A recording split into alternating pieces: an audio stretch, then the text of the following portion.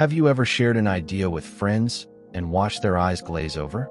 Ever spoken up in a group discussion only to have someone else repeat your exact point 5 minutes later and get all the credit? If you've ever felt the sting of being ignored, dismissed, or overlooked despite having something valuable to say, this is for you. Being ignored isn't random. It's not because you're not smart enough, not charismatic enough, or not worthy enough. Most of the time, it's a thinking problem, not a worth problem. You have brilliant ideas, deep insights, and valuable perspectives. But somewhere between your mind and your mouth, something gets lost in translation. Let me tell you about Maya. She's sitting in her friend group, listening to them debate where to go for vacation. She knows an amazing spot, affordable, beautiful, perfect for their group. But every time she starts to speak, someone interrupts. When she finally gets a word in, she stumbles over her explanation. Well, there's this place. I think you'd like it, maybe. Her friends move on to other suggestions. Later that night, she replays the conversation, thinking, maybe I'm just not that kind of person. Maybe I don't have good ideas. But here's what Maya didn't know. She wasn't lacking good ideas. She was lacking the thinking framework that turns scattered thoughts into compelling clarity. In the next 90 minutes, you're going to learn the thinking system that transforms noise into clarity, hesitation into confidence, and confusion into respect. You'll discover how to spot and disarm the hidden biases that sabotage your judgment. You'll learn to structure your thoughts so others can actually follow them. You'll master the art of making decisions without drowning in uncertainty. And most importantly, you'll learn to speak so people lean in, not tune out. This isn't about becoming the loudest person in the room. It's about becoming the clearest. Because respect doesn't follow volume, it follows clarity. And clarity follows structure. 3 different people, 1 transformative system. You'll hear their stories, see their breakthroughs, and more importantly, you'll write your own. Take a deep breath. Let it out slowly. We're about to embark on a journey that will fundamentally change how you think, decide, and communicate. Are you ready? What is critical thinking and why now? What if I told you that most of what we call thinking isn't really thinking at all? It's reacting. It's echoing. It's following the loudest voice or the most recent headline we scrolled past. Real thinking, critical thinking, is something entirely different. It's disciplined attention combined with structured reasoning and evidence humility. Let me break that down. Disciplined attention means choosing what to focus on instead of letting your attention be hijacked by whatever's most emotional, most urgent, or most familiar. Structured reasoning means organizing your thoughts in a way that actually leads somewhere useful. Evidence humility means being willing to change your mind when reality doesn't match your assumptions. Critical thinking isn't about being the skeptic in the room who shoots down everyone else's ideas. That's not thinking, that's posturing. Critical thinking is about being the builder of better answers. It's about taking the raw materials of information, experience, and perspective and constructing something stronger, clearer, and more useful than what you started with. But why does this matter now more than ever? Look around. We're drowning in information but starving for wisdom. We have access to more facts than any generation in human history, yet we seem less capable of making good decisions. We scroll through endless hot takes and outrage cycles, feeling like we're staying informed, but really we're just feeding our anxiety. This creates a painful paradox. We have more access to information than ever, yet we feel less confident in our ability to navigate complex decisions. We're overwhelmed by choices, but paralyzed by uncertainty. We want to contribute to conversations, but worry we don't know enough, haven't researched enough, or might say the wrong thing. The solution isn't more information. It's better thinking. It's the ability to cut through noise and find signal, to separate what matters from what's merely loud. to build bridges between different perspectives instead of hiding in echo chambers. When you master critical thinking, something shifts. That constant background anxiety about, am I thinking about this right, starts to fade. You develop confidence not because you know everything, but because you have a reliable process for figuring things out. You stop being reactive and become responsive. You stop being overwhelmed and become empowered. Here's your first micro win. Right now, think of one belief you hold strongly. Write this sentence. I believe X, but I don't know yet how I'd respond to someone who believes Y. Here's how I'll find out. Notice how this feels different from just defending your position. You're not abandoning your belief. You're strengthening your understanding of it. This is what critical thinking looks like in practice. It's method over opinion, process over position, curiosity over certainty. Chapter 1, Self-Awareness Primer, Seeing Your Mind. Have you ever wondered why some conversations leave you feeling energized and others leave you feeling drained? Why certain topics make you defensive while others spark your curiosity? Why you can think clearly about your friend's problems but feel completely overwhelmed by your own? The answer lies in understanding something most people never learn to observe: the patterns of their own mind. Maya from our opening story didn't just have a problem with communication.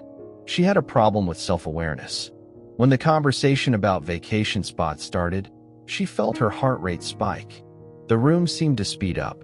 Everyone was talking fast, using terms she wasn't familiar with, and she could feel her ideas getting tangled up in her throat. What Maya didn't realize is that she had specific triggers. When conversations moved too fast, when people used jargon she didn't understand, when she felt status differences in the room, these triggers activated a cascade of thoughts. I'm not smart enough for this conversation. They'll think my idea is stupid. I should just stay quiet. But here's what's fascinating. Maya had brilliant insights about travel. She'd done extensive research, found hidden gems, understood budgets and logistics better than anyone in that room. The problem wasn't her intelligence. It was that she'd never learned to observe how her own mind worked under pressure. This is where critical thinking begins, with self-awareness. Not the superficial kind where you know your favorite color or your personality type. Deep self-awareness. The kind where you can observe your own thoughts and emotions as if you were a scientist studying an interesting specimen. Let's start with what I call the observer stance. Your thoughts are not facts. Your emotions are not directives. They're data. Valuable data, but data nonetheless. When you notice yourself thinking, "This is too complicated," you can step back and ask, what information is this thought giving me? What is it trying to protect me from? Try this attention anchor. Take 30 seconds right now and focus only on your breath. Not trying to change it, just observing it. When your mind wanders, and it will gently bring it back. Notice what your mind wandered to. Was it a worry? A memory? A judgment about this exercise? This wandering isn't a failure. It's information about your mental patterns. Now let's map your triggers. Think about the last time you felt defensive in a conversation. What was happening? Was someone talking too fast? Using language that felt exclusive? Questioning something you care deeply about? These aren't weaknesses, they're your early warning system. When you can name them, you can navigate them. Maya learned to recognize her triggers and developed what she called her conversation toolkit. When she felt the room speeding up, she had a script. Let me make sure I understand what we're looking for before I share my idea. When she encountered unfamiliar terms, instead of pretending to understand, she'd say, "That sounds interesting. Can you help me understand what you mean by that?" But the most powerful tool Maya discovered was the pause. When she felt her ideas getting tangled, instead of forcing words out, she'd take a breath and say, "I have a thought about this, but let me organize it first." This simple pause gave her brain time to structure her response instead of just reacting. Here's your exercise. Start what I call a clarity journal. 3 columns: situation, thought, helpful reframe. For the next week, capture 3 entries per day. When you notice a strong emotional reaction to something, write down what happened, what you thought, and then ask, what would be a more helpful way to think about this? This isn't about toxic positivity or pretending problems don't exist. It's about developing the mental flexibility to choose your responses instead of being hijacked by your reactions. Name it to navigate it. When the room speeds up, you slow down. Your mind is not your master. It's your tool. And like any tool, it works better when you understand how to use it. Chapter 2: Cognitive Biases, the Invisible Hands. Imagine you're at a family dinner, and your uncle starts talking about a news story he saw. Within minutes, you feel that familiar tightness in your chest. You know he's wrong, but you can't quite put your finger on why. You find yourself getting frustrated, not just with his opinion, but with your inability to articulate why it bothers you so much. What you're experiencing is the collision of invisible forces, cognitive biases. They're operating in both of you, shaping what you see, what you remember, and what you believe, all without your conscious awareness. Let me tell you about Jared. He's planning his wedding and has fallen in love with the first venue he visited. It's beautiful, sure, but it's also 30% over budget.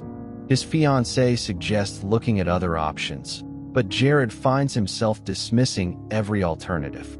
The lighting isn't as good, he says. The location isn't as convenient. What he doesn't realize is that he's been hijacked by anchoring bias. He's measuring every other venue against that first impression, even though that first venue might not objectively be the best choice. Biases aren't character flaws. They're speed features that misfire in complexity. Your brain evolved to make quick decisions with limited information. Should you run from that rustling bush or investigate? In our ancestors' world, the cost of being wrong was often death, so better to err on the side of caution. But in our modern world of nuanced decisions and complex information, these mental shortcuts can lead us astray. Let's look at the big players. Confirmation bias is the grandfather of them all. We don't just seek information that confirms our existing beliefs. We actively avoid information that challenges them. It's why your uncle can watch a news report and come away with his opinion strengthened, while you watch the same report and feel yours are validated too. Here's your counter move, the opposite find exercise. For any strong belief you hold, spend 5 minutes actively looking for 2 facts that would make you wrong. Not to change your mind necessarily, but to understand the full picture. This doesn't make you wishy-washy. It makes you intellectually honest. Availability bias tricks us into thinking that whatever comes to mind easily must be more common or important than it actually is. It's why people fear plane crashes more than car accidents, even though you're statistically much more likely to be hurt driving to the airport than flying to your destination. The counter move: ask for the denominator. When someone says, "I know 3 people who had bad experiences with that restaurant," ask yourself, out of how many total customers? When the news reports on a shocking crime, ask, what's the actual crime rate in this area? Sunk cost bias keeps us trapped in bad decisions because we've already invested so much. Jared, our groom-to-be, eventually realized this wasn't just about the venue. He'd already put down a deposit, told people about it, started planning around it. The thought of starting over felt overwhelming. The counter move: make decisions as if you were starting fresh today. Ask yourself, if I were encountering this situation for the first time right now, with everything I know, what would I choose? But here's the bias that might be affecting you right now as you listen to this: the halo effect. Because you're learning about biases, you might start thinking you're immune to them. Or conversely, the horns effect might kick in. You might start seeing biases everywhere and become paralyzed by the fear of being wrong. The truth is, you can't eliminate biases. They're hardwired into human thinking, but you can negotiate with them. When you can name them, you can work with them instead of being controlled by them. Maya, Remember her from Chapter 1. Discovered that her reluctance to share ideas wasn't just about shyness. She was experiencing what's called the imposter syndrome bias, overestimating others' expertise while underestimating her own. Once she could name this pattern, she developed a simple counterscript. I may not be the expert, but I have a perspective that might be useful. Here's your assignment. Start a bias spotting log. For the next 7 days, capture one instance each day where you notice a bias operating, either in yourself or in something you read, hear, or observe. Name the bias and write down what countermove you used or could use. If you can name it, you can negotiate with it. The goal isn't to become some perfectly rational robot. It's to become someone who can think clearly even when your brain is trying to take shortcuts. Ask for the missing number. Check your assumptions. Decide as if starting fresh. Your biases will always be there, but they don't have to be in the driver's seat. Chapter 3: Logic and Structure. Make thinking visible. Do you remember being in school and having that one teacher who could explain anything? Complex concepts became simple. Confusing ideas became clear. You left their classroom feeling smarter, not because they talked down to you, but because they built bridges between what you already knew and what you needed to learn. That teacher understood something profound. Structure is kindness. When you organize your thoughts clearly, you're not showing off. You're carrying your listener up the stairs of understanding, step by step. Think about the last time someone tried to convince you of something important. Maybe it was a friend explaining why you should watch a particular show, or a family member sharing their political views. If they jumped around, contradicted themselves, or buried their main point under a pile of details, you probably tuned out. Not because you didn't care about them, but because your brain couldn't follow where they were going. Now think about someone who changed your mind about something. I bet they didn't just throw facts at you. They probably started with something you already agreed with, then showed you how their idea connected to that. They anticipated your objections and addressed them. They made their thinking visible so you could follow along. This is the power of logical structure. It's not about being academic or formal. It's about being followable. Let me introduce you to Peel, your new best friend for organizing any argument or explanation. Point: state your main idea clearly and concisely. Evidence: provide support for your point. Facts: examples, experiences. Explain: show how your evidence connects to your point. Don't assume it's obvious. Link: connect back to the bigger picture or forward to your next point. Let's see this in action. Maya from our earlier story finally got another chance to suggest that vacation spot. But this time, she used structure. Point: I think we should consider Costa Rica for our group trip. Evidence: I've researched costs for our group size, and it's actually 40% less expensive than the other options we're discussing. Plus, it has activities everyone mentioned wanting: beaches for relaxation, hiking for adventure, and great food for our foodies. Explain: this matters because we all agreed we wanted a trip that wouldn't break anyone's budget, but still felt special and adventurous. Link: if this sounds interesting, I can share the specific research I've done, and we can see if it fits what everyone's looking for. Notice what happened there. Maya didn't just blurt out, "What about Costa Rica?" She built a case. She showed her work. She made her thinking visible so others could follow and evaluate her reasoning. Another powerful framework is BAR, background, analysis, recommendation.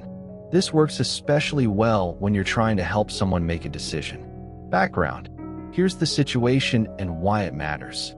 Analysis: here's what I've discovered about the options and trade-offs. Recommendation: based on this analysis, here's what I think we should do and why. But structure isn't just about formal frameworks. Sometimes it's as simple as using if-then-because sentences to make your reasoning clear. If we're serious about saving money for our house down payment, then we need to cut our restaurant spending by half, because that's currently our largest discretionary expense and the one area where we can make a significant impact without affecting our quality of life. See how that sentence forces clarity? The if establishes the condition, the then states the action, and the because explains the reasoning. Your listener doesn't have to guess at your logic, it's right there. Now, let's talk about recognizing faulty logic in others' arguments, and your own. Here are the big troublemakers. Ad hominem, attacking the person instead of their argument. You can't trust Sarah's opinion on budgeting because she's always been irresponsible with money. Maybe Sarah has been irresponsible in the past, but that doesn't automatically make her current budgeting advice wrong. False dichotomy, presenting only two options when more exist. Either we go to Hawaii or we don't take a vacation at all. What about the dozen other potential destinations? Slippery slope, assuming one action will inevitably lead to extreme consequences. If we let the kids stay up late tonight, they'll never want to go to bed on time again. One late night doesn't doom your entire bedtime routine. Here's your practice exercise. Pick one belief you hold strongly about a personal topic. Maybe your opinion on the best way to stay healthy, or your views on how to raise children, or your perspective on managing relationships. Now create an argument map. Write your main claim at the top. List 3 pieces of evidence that support it. Write 2 potential counterarguments. Add 1 limitation or condition that defines the scope of your claim. This isn't about changing your mind. It's about strengthening your thinking by making it visible and testable. Structure is kindness. You're carrying the listener up the stairs. When you organize your thoughts clearly, people don't just understand you better, they respect you more. Because you've shown them that you respect them enough to make your ideas easy to follow. Chapter 4. Information Hygiene. Trust, but verify. Your grandmother shares a Facebook post about a miracle cure that doctors don't want you to know about. Your neighbor insists that crime in your city is skyrocketing, even though you haven't noticed any change. A friend forwards you an article with a shocking headline that perfectly confirms your worst fears about a political issue you care about. What do? How do you navigate a world where information flows faster than wisdom, where every claim comes wrapped in certainty, and where the loudest voices often carry the furthest? Let me tell you about Elena. She loves her Aunt Maria dearly. Maria practically raised her after Elena's parents divorced. So when Maria started sharing increasingly alarming health information on social media, Elena felt torn. She didn't want to hurt her aunt's feelings, but she also didn't want to see her family making decisions based on questionable information. The problem Elena faced is one we all face. How do you maintain your relationships while maintaining your intellectual integrity? How do you question information without questioning the person sharing it? The answer lies in developing what I call information hygiene, a set of habits that help you evaluate claims before they take root in your mind. Just like physical hygiene protects your body from harmful bacteria, information hygiene protects your thinking from harmful ideas. Here's your source triad. 3 questions to ask about any piece of information. Provenance. Who originally made this claim? Can you trace it back to its source? Be suspicious of information that starts with phrases like studies show or experts say, without naming the specific studies or experts. Process. How was this information gathered? Was it a rigorous study with control groups, or someone's personal anecdote? Was it reported by journalists who specialize in this area, or by generalists who might have missed important context? Purpose. Why is this information being shared? Is it to inform, to sell something, to generate clicks, or to confirm a particular worldview? Understanding the motivation behind information helps you evaluate its reliability. Let's apply this to Elena's situation. Her aunt shared an article claiming that a common household item could cure a serious disease. Elena checked the provenance. The claim originated from a blog post by someone with no medical credentials. The process, the evidence, was entirely anecdotal. a few testimonials, and misinterpreted statistics. The purpose: the blog post included affiliate links to expensive supplements. But here's where Elena got smart. Instead of attacking the information or her aunt, she used what I call curious questioning. Aunt Maria, this is really interesting. I'm wondering, have you found any doctors or medical researchers who support this approach? I'd love to learn more about the science behind it. This approach accomplished several things. It showed respect for Maria as a person. It demonstrated genuine curiosity rather than dismissiveness. And it created space for Maria to evaluate the information herself. Now let's talk about the CRAP test, a simple checklist for evaluating information. Currency: how recent is this information? For rapidly changing topics, old information can be misleading. Relevance: does this information actually address the question you're trying to answer? Authority: what qualifications does the source have? Are they recognized experts in this field?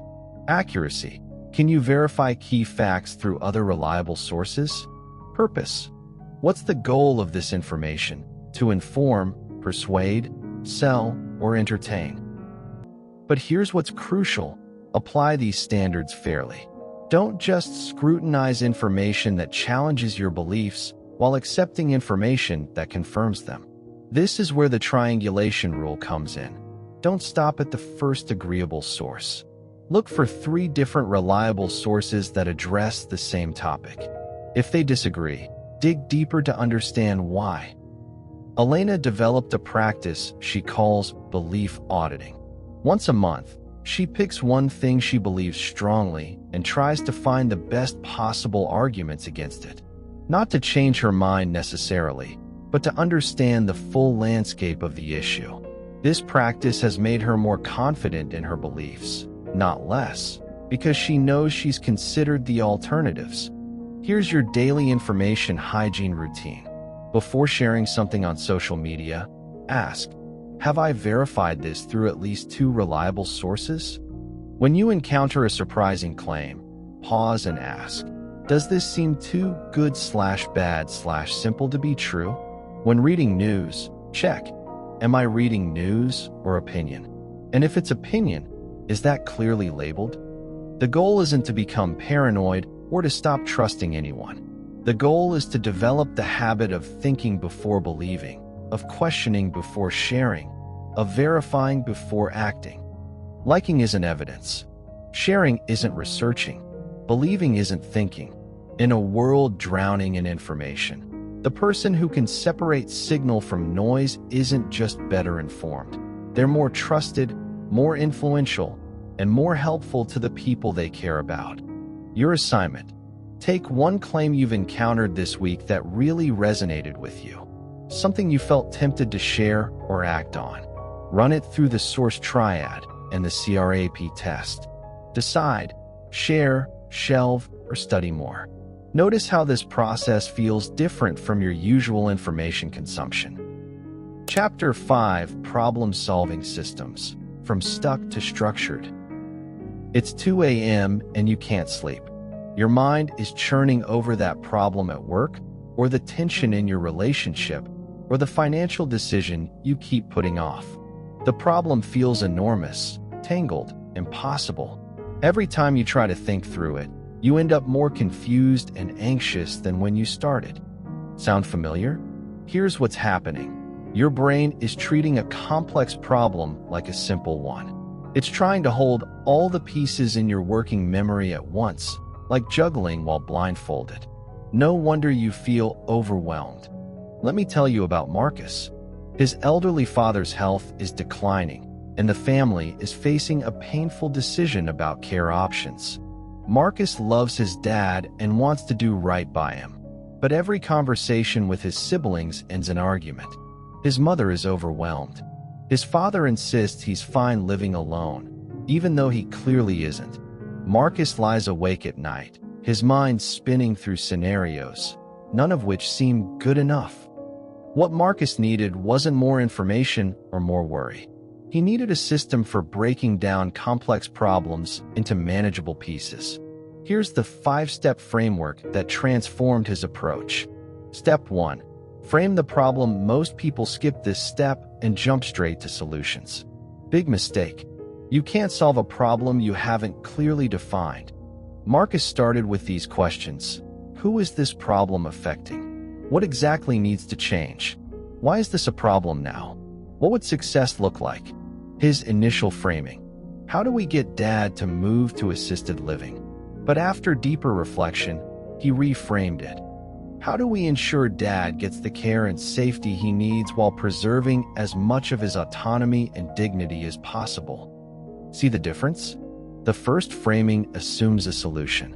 The second framing opens up possibilities. Step 2. Map the system. Every problem exists within a system of relationships, constraints, and influences.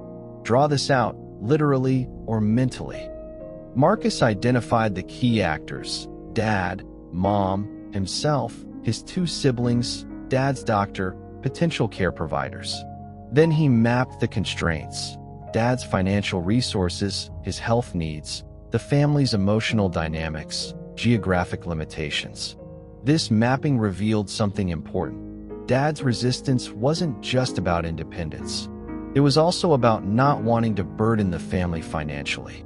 This insight changed everything. Step 3. Explore options. Now comes the creative part. Generate possibilities without judging them yet. Use "how might we" questions to open up your thinking. Marcus's family brainstormed. How might we increase Dad's safety at home? How might we give Dad more social connection? How might we reduce Mom's caregiving burden? How might we involve Dad in the decision-making process? This generated options they hadn't considered: adult day programs, home modifications, hiring part-time help, gradually increasing support rather than making an all-or-nothing move. Step 4. Decide. Use a simple impact versus effort matrix. Which solutions would have high impact and be relatively easy to implement? Start there. Marcus's family decided to pilot 3 things: weekly housekeeping service, medical alert system, and regular family dinners at Dad's house, so they could assess his needs without making him feel surveilled. Step 5. Learn and adjust. Run your solution as an experiment. Set a time frame for evaluation. What will you measure? What would make you change course? After 2 months, Marcus's family reviewed their pilot.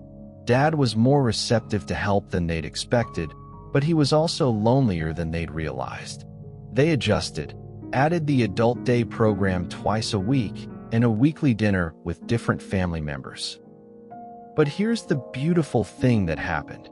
By involving Dad in the problem-solving process instead of just presenting him with predetermined solutions, they preserved his dignity while addressing everyone's concerns. Dad didn't feel like something was being done to him. He felt like he was part of solving a challenge. This framework works for any complex problem. Let's say you're struggling with work-life balance. Frame: instead of "how do I get more time?" ask "how do I align my time with what matters most to me?" Map: identify your current commitments, your non-negotiables, your energy patterns, the expectations from others. Explore: how might you batch similar tasks? How might you communicate boundaries? How might you delegate or eliminate low-value activities? Decide. Pick 1 or 2 changes to pilot for a month. Learn. Track your stress levels and satisfaction. Adjust based on what you discover. The key insight: small, shipped solutions beat perfect, imaginary ones. You don't have to solve everything at once. You just have to move from stuck to structured, from overwhelming to manageable. Your exercise: pick 1 problem you've been avoiding or overthinking. Spend 10 minutes doing a quick frame and map. Define what success would look like. Identify 1 small experiment you could try this week. The goal isn't to solve the whole problem. It's to start making progress in a systematic way. Problems feel overwhelming when they're invisible and tangled. Make them visible and structured, and they become solvable.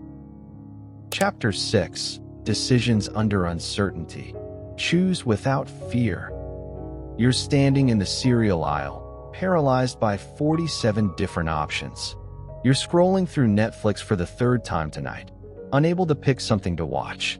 You're putting off a big life decision because you don't have enough information to be certain you'll choose correctly. If this sounds like you, you're not alone. We live in an age of infinite options and imperfect information. The result? Decision paralysis. We've become so afraid of making the wrong choice that we often make no choice at all, which is, ironically, still a choice.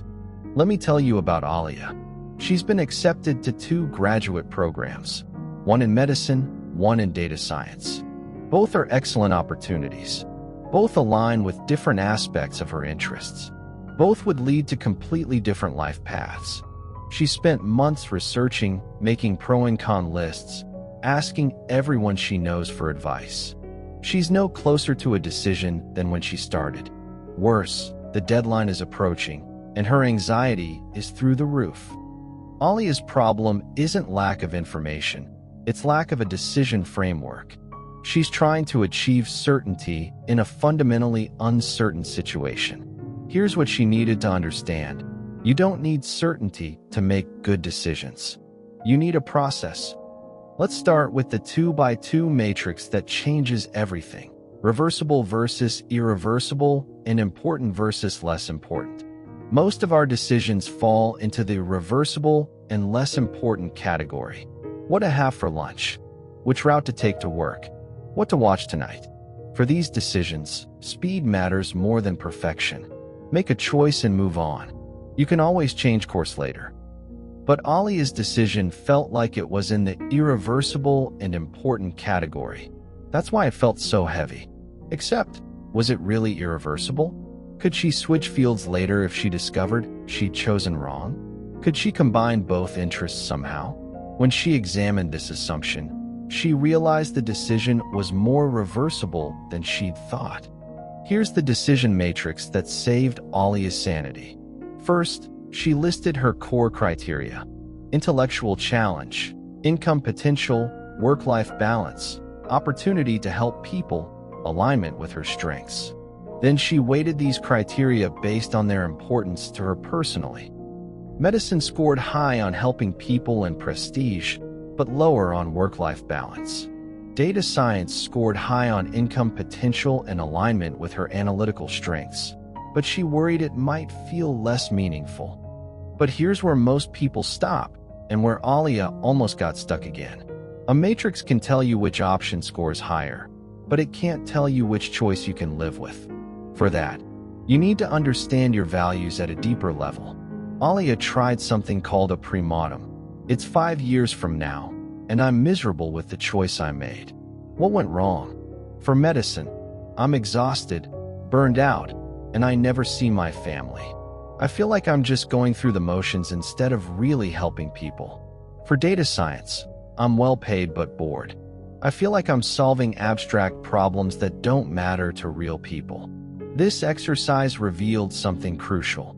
Both paths had versions that would make her happy and versions that would make her miserable. The key wasn't choosing the right path. It was choosing the path she was most excited to navigate thoughtfully. But Alia still felt stuck until she learned about probabilistic thinking.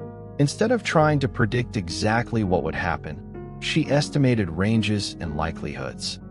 What's the probability I'll be happy in medicine? Given what I know about myself and the field, probably 60 to 80%. What's the probability I'll be happy in data science? Probably 70 to 85%. Suddenly the decision felt less momentous. Both were good bets. This wasn't about finding the one perfect choice. It was about choosing between 2 good options and then making that choice work. Here's the framework Alia used to finally decide. Expected value calculation. Consider not just the best-case scenario for each option, but also the likely scenarios and the worst-case scenarios. Which option has the best expected outcome across all these possibilities? Regret minimization. Fast forward to age 80. Looking back, which choice would you regret not trying? Which regret would be easier to live with? Tripwire metrics. Define in advance what would make you reconsider your choice. For Alia, it was, if I'm consistently unhappy with my choice after 2 years, and I can't identify specific changes that would improve the situation, I'll seriously consider switching paths.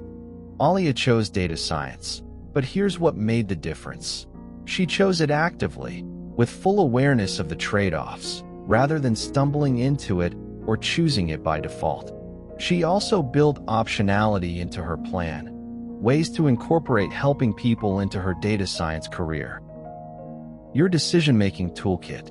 For small, reversible decisions, set a time limit. Make a choice. Move on. For bigger decisions, use the weighted criteria matrix, but don't let it make the decision for you. Use it to clarify your thinking. For high-stakes decisions, run a pre-mortem. Identify tripwires. Choose the option you're most excited to make work, not the one that looks perfect on paper. Remember, you don't need certainty. You need a process. The goal isn't to never have regrets. It's to make decisions you can be proud of, given what you knew at the time. Your assignment. Think of a decision you've been putting off. Run a quick pre-mortem on your top 2 options. Define 1 tripwire metric for each. Notice how this changes your relationship to the choice. You're not trying to predict the future perfectly. You're trying to choose thoughtfully and remain adaptive. Regret shrinks when criteria go up front. And courage grows when you remember that most decisions are more reversible than they seem. Chapter 7. Communication and Persuasion. Be heard without being loud. Picture this. You're at a family gathering, and the conversation turns to a topic you care deeply about. Your cousin starts making claims that you know are incorrect, but every time you try to respond, the conversation gets more heated. Other family members start choosing sides. What began as a discussion becomes a battle, and by the end, nobody's mind is changed. Everyone just feels more entrenched in their original positions. Sound familiar? Here's what went wrong. You were trying to win an argument instead of having a conversation. You were focused on proving you were right instead of finding common ground. Most importantly, you were talking at people instead of talking with them. Let me introduce you to Carlos. He's passionate about environmental issues, but his attempts to convince his friends and family often backfire. The harder he argues, the more defensive people get. He leaves these conversations frustrated, and worse, he's starting to alienate the people he cares about most. Carlos's breakthrough came when he learned the difference between defeating an argument and changing a mind. To defeat an argument, you attack its weakest points, expose its flaws, and demonstrate your superior knowledge. To change a mind, you do something completely different. You make the other person feel heard, respected, and smart. Here's the technique that transformed Carlos's conversations: steelmaning. Instead of attacking the weakest version of someone's position, you present the strongest possible version of their argument, sometimes stronger than they presented it themselves. His uncle was skeptical about renewable energy. These solar panels are just a fad. They're expensive, and they don't work when it's cloudy. Old Carlos would have jumped in with facts and statistics, essentially calling his uncle ignorant. New Carlos tried steelmaning. I hear you saying that you're concerned about the practical and economic aspects of solar energy. You want to make sure that any energy solution is reliable and cost-effective for ordinary families, not just wealthy early adopters. That's a really important point. Any energy solution that doesn't work for regular people isn't really a solution at all. Notice what happened there. Carlos validated his uncle's underlying concern: practical, affordable energy solutions, rather than attacking the surface claim. This created space for a real conversation instead of a defensive argument. But steelmaning is just the beginning. For really important conversations, the ones where relationships and outcomes matter, Carlos learned to use spikes. Setup: choose the right time, place, and mindset for the conversation. Perception: ask what the other person already knows or thinks about the topic. Invitation: Ask permission to share your perspective. Knowledge. Share information in digestible pieces, checking for understanding. Empathy. Acknowledge emotions and concerns as they arise. Summary/strategy. Summarize what you've discussed and agree on next steps. Let's see this in action. Carlos wanted to talk to his parents about their retirement planning because he was worried they weren't preparing adequately. Setup. He chose a relaxed Sunday morning, not after a stressful day. Perception. I've been thinking about the future and wondering, how are you feeling about retirement planning? What's your sense of where things stand? Invitation. I've been reading about some options that might be helpful. Would you be interested in hearing what I've learned? Knowledge. He shared one piece of information at a time, asking, does that make sense? What questions do you have? Empathy. When his mom expressed anxiety about not having saved enough, he said, that sounds really stressful. A lot of people our age are feeling that same worry. Summary. So it sounds like you're interested in exploring some options, but want to make sure they're not too risky. Should we plan to research a few conservative approaches together? The conversation that Carlos had been dreading turned into a collaborative problem-solving session. Nobody felt attacked, judged, or pressured. But what about situations where you need to be persuasive quickly? That's where the one-breath pitch comes in. 20 to 30 words that capture your main point, followed immediately by a question that invites engagement. I think we could save money and reduce waste by switching to reusable containers for our office lunches. What's your take on that idea? I've noticed we keep having the same argument about chores. Would you be open to trying a different approach to see if we can solve this once and for all? The question is crucial because it shifts the dynamic from, I'm going to convince you, to let's think about this together. Carlos also learned the power of question funnels, starting with open questions, then focusing, then confirming understanding. Open. How do you think about environmental issues generally? Focus. What's your biggest concern about climate change policies? Confirm. So if I understand correctly, you're worried that environmental regulations might hurt small businesses like yours? This approach accomplishes two things. It gives you information about how to frame your message, and it makes the other person feel heard and understood before you share your perspective. Here's your communication workout. Record yourself, just audio, just for you. Having an imaginary conversation with someone who disagrees with you about something you care about. First, spend 45 seconds steelmaning their position, presenting their view more fairly and compellingly than they might present it themselves. Then spend 30 seconds sharing your perspective in a way that builds on rather than attacks their concerns. Listen to the recording. Notice your tone. Are you speaking to convince or to connect? Are you making the other person wrong or making them smart? People remember how you made their thinking feel. When someone feels respected and heard, they're open to influence. When they feel cornered and judged, they get defensive. The goal isn't to win arguments. It's to build bridges between different ways of seeing the world. You don't have to be the loudest voice in the room to be the most influential. You just have to be the voice that makes others feel smart, heard, and respected. That's how you become someone people actually want to listen to. Chapter 8. Perspective and Empathy. Think in more colors. It's Thanksgiving dinner, and you're sitting across from your uncle who just expressed a political view that makes your blood boil. Every fiber of your being wants to argue, to correct him, to show him how wrong he is. But you also love this man. He taught you to ride a bike. He never missed your school plays. How can someone you care about believe something so different from what you believe? This is the empathy challenge. How do you maintain love and respect for people who see the world completely differently than you do? Let me tell you about Sarah.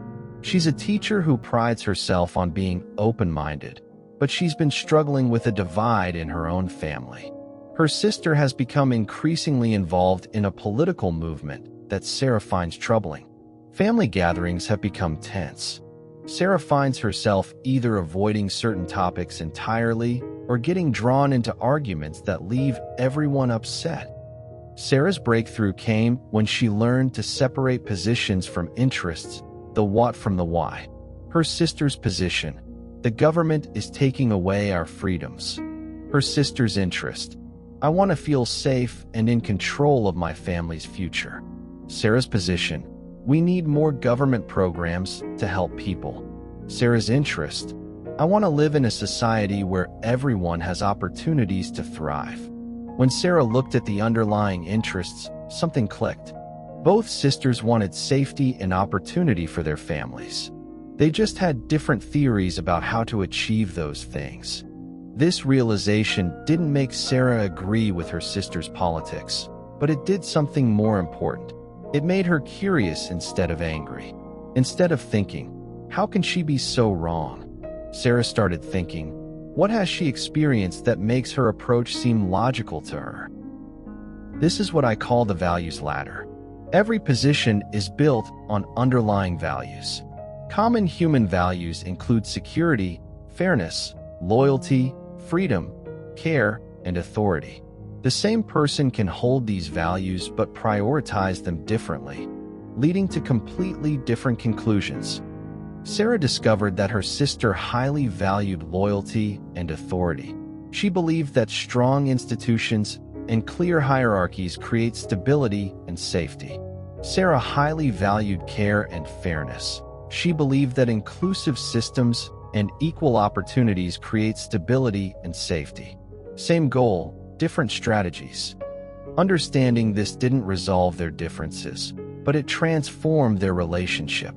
Sarah could now engage with her sister's ideas without feeling like her sister's character was flawed. Her sister wasn't wrong or bad.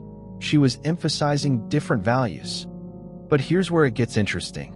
Sarah also started examining her own assumptions.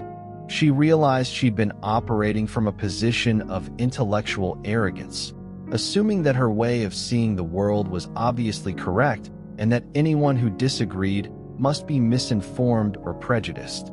This kind of cultural humility, the recognition that your perspective is one of many valid ways of interpreting reality, is crucial for critical thinking. It doesn't mean all opinions are equally valid or that truth is completely relative. It means being curious about why reasonable people might reach different conclusions.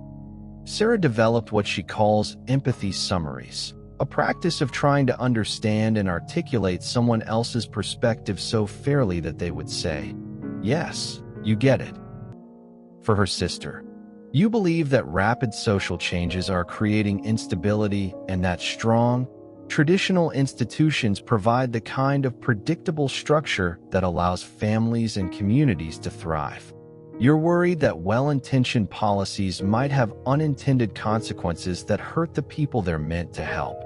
You value personal responsibility and worry that too much government assistance might undermine people's motivation to develop their own capabilities. Notice that Sarah didn't agree with these views, but she presented them respectfully and tried to understand their internal logic. This practice didn't change Sarah's own political views, but it did change how she engaged with people who disagreed with her. The magic happened at the next family gathering. Instead of avoiding politics or arguing, Sarah tried a different approach. "I've been thinking about what you said last time about government programs. Help me understand something. What would an ideal safety net look like to you? One that helps people without creating dependency?" This question opened up a completely different conversation. Her sister felt heard instead of attacked. They discovered areas of agreement they'd never noticed before. They still disagreed on many specifics, but they found common ground in their shared concern for helping people build better lives. Here's your empathy workout. Think of someone whose views you find frustrating or incomprehensible. Write a 3-sentence empathy summary. What they care about is underscore, underscore, underscore, underscore, underscore, because underscore, underscore, underscore, underscore, underscore. So a solution must underscore, underscore, underscore, underscore. Try to write this summary so fairly that if the person read it, they'd say, "Yes, that's exactly right." This doesn't mean you have to agree with their conclusions, just that you understand their reasoning and can present it respectfully. Sarah discovered something profound through this practice. Understanding doesn't equal agreeing. You can deeply understand someone's perspective while still maintaining your own views. In fact, understanding others' perspectives often strengthens your own position by helping you think through counterarguments and refine your reasoning. But here's the most surprising discovery Sarah made. People who feel understood are more open to understanding you in return. When her sister felt that Sarah genuinely grasped her concerns, she became more curious about Sarah's perspective, not more likely to change her mind necessarily, but more willing to engage thoughtfully with different ideas. This is the paradox of influence. The more you try to change someone's mind, the more they resist. The more you try to understand their mind, the more open they become to considering your perspective. In a world that seems increasingly polarized, the ability to think in more colors, to understand and respect different ways of seeing, isn't just nice to have. It's essential. It's how we maintain relationships across differences. It's how we learn and grow. It's how we solve problems that require diverse perspectives. Your assignment: practice cultural humility this week. When you encounter a view that seems obviously wrong to you, pause and ask, what would someone have to experience or value for this position to make sense to them? You're not trying to change your own mind. You're trying to expand your ability to understand how minds different from yours work. Understanding doesn't equal agreeing, but understanding is the bridge that makes real communication possible. Chapter 9: Integration Cases, Full Stack Thinking. Remember Maya from our opening story? She's facing another group decision, this time about planning a friend's surprise birthday party. But Maya is different now. She has tools. She has frameworks. Most importantly, she has confidence in her ability to think through complex situations systematically. Let's watch her put it all together. The situation: 5 friends planning Sarah's 30th birthday party. Initial suggestions are all over the place. Expensive restaurant, backyard barbecue, weekend getaway, fancy cocktail party. Everyone has strong opinions. The group is starting to fragment into sub-conversations and competing visions. Maya's self-awareness check. She notices her old patterns starting to activate.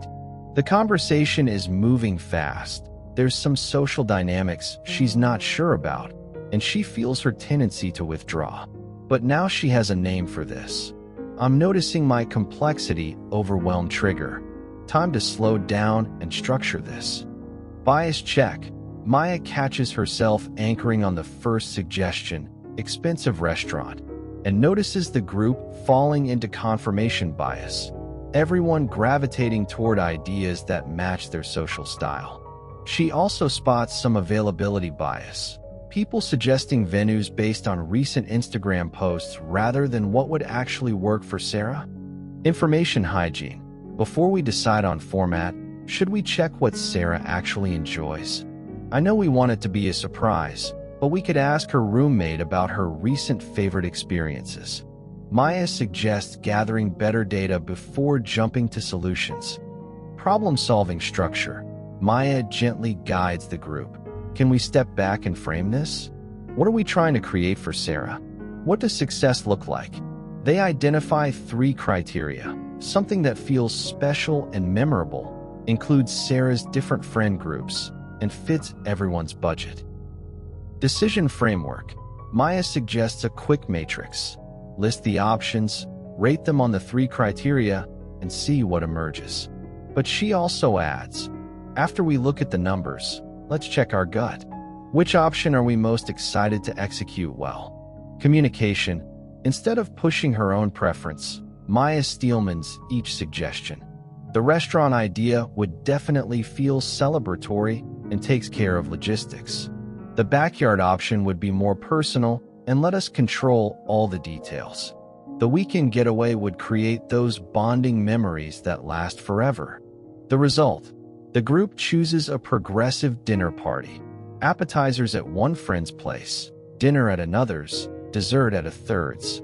It hits their criteria: special, inclusive, budget-friendly, and everyone feels ownership because it incorporates elements from multiple suggestions. But here's what really changed. Maya didn't just contribute to the decision. She helped create a process that brought out the best thinking from the entire group. People felt heard, the decision felt collaborative, and everyone left excited rather than compromised. Case 2. Carlos, from Chapter 7, is facing a family conflict. His parents are getting divorced after 25 years, and his younger brother is acting out, skipping school, staying out late, refusing to talk to anyone in the family. Carlos's old approach would have been to either avoid the situation or try to fix everyone's problems through argument and persuasion.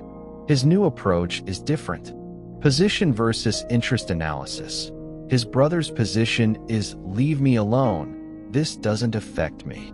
His brother's interest is probably to feel some control in a situation where he feels powerless, and to avoid dealing with painful emotions he doesn't know how to process. Steelmaning.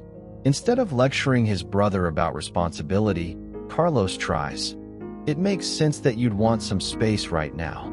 This whole situation is overwhelming, and maybe school and family stuff feels like too much pressure on top of everything else." Systems thinking. Carlos maps out the situation. His brother isn't just acting out. He's responding to a family system in crisis. Everyone is dealing with grief, uncertainty, and changing roles. His brother's behavior is a symptom, not the root problem. Empathy summary. You're dealing with your parents' divorce, uncertainty about the future, and a bunch of adults telling you how to handle your emotions when they can't even handle their own. You want some control over your own life and some space to process this in your own way. Spike's conversation. Carlos sets up a low-pressure conversation. "I'm not trying to fix anything or give you advice. I'm just wondering how you're doing with all this chaos. What's been the hardest part for you?" The result? His brother opens up, not dramatically, but enough. He shares that he's scared about having to choose sides, worried about money, and angry that everyone expects him to act normal when nothing is normal. Carlos doesn't solve the family's problems, but he creates connection instead of conflict. Here's what both cases show. Critical thinking isn't just an individual skill. It's a way of approaching relationships and group dynamics that brings out better thinking in everyone involved. The 4-beat recap that runs through both stories. Name the patterns and biases operating. Structure your approach using frameworks. Check your assumptions and gather better information. Decide collaboratively and systematically. Maya and Carlos didn't just get better outcomes, they got better processes. They didn't just solve immediate problems, they built skills and relationships that will help them navigate future challenges. You now have a way, not just a wish. You have frameworks for self-awareness, bias recognition, logical structure, information evaluation, systematic problem-solving, decision-making under uncertainty, effective communication, and empathetic perspective-taking. But tools are only as good as their use. In our final section, we'll create your 30-day critical thinking practice, a systematic approach to turning these insights into habits. Conclusion and 30-day plan. Maya stands in her friend group 6 months later. They're planning another trip, this time to celebrate a friend's new job.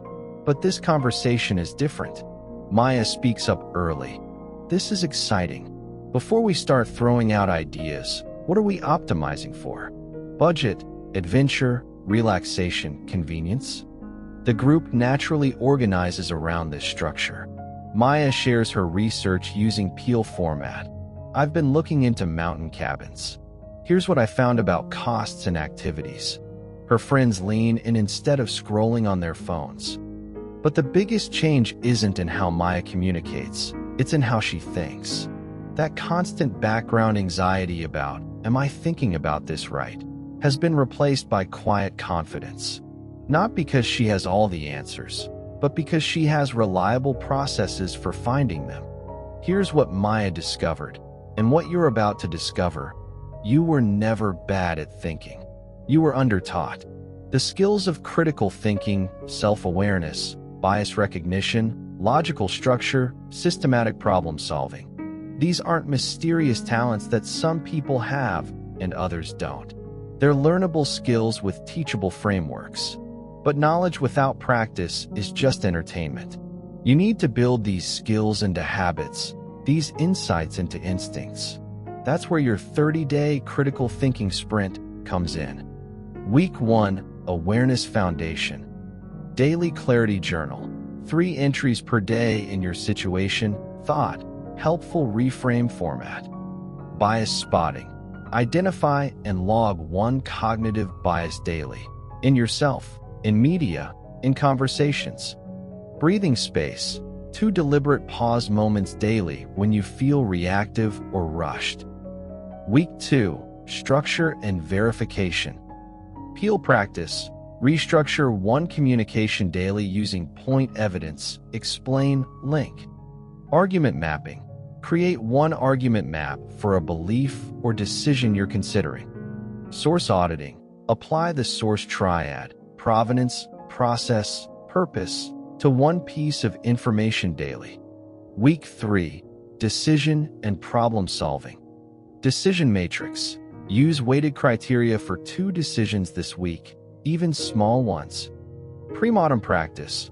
Run 2 failure analysis sessions for plans or choices you're making. Tripwire setting. Define 1 clear metric that would make you reconsider a current approach. Week 4, Connection and Influence. Steelman recording.